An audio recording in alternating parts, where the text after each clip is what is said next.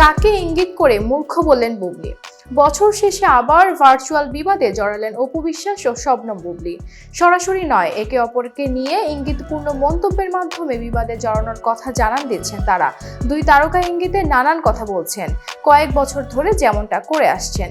বছর শেষে অপু ও বুবলির এসব পরোক্ষ বা সরাসরি বাহাস মোটেও ভালো চোখে দেখছেন না চলচ্চিত্র সংশ্লিষ্টরা। তাদের মতে কোথায় তাদের কাজ নিয়ে আলোচনায় থাকার কথা, কিন্তু না নিজেদের নিয়ে তর্ক বাগবিতণ্ডা। এভাবে ব্যক্তিগত বিষয় নিয়ে বাহাস থাকলে ভক্তরা তাদের প্রতি শ্রদ্ধা হারাবেন, তারাও একসময় হারাবেন সামাজিক গ্রহণযোগ্যতা, যা দুজনের কারোর জন্যই কাম্য নয়।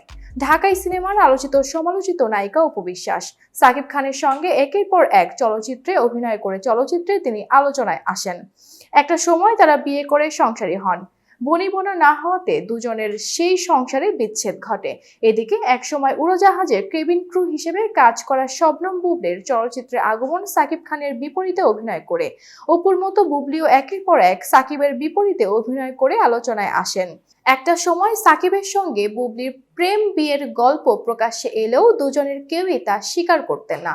তবে সন্তান জন্মের 2 বছর পর বুবলির দাবি ছিল এরকম। 2018 সালের 20 জুলাই শবনম বুবলিকে গোপনে বিয়ে করেন সাকিব খান।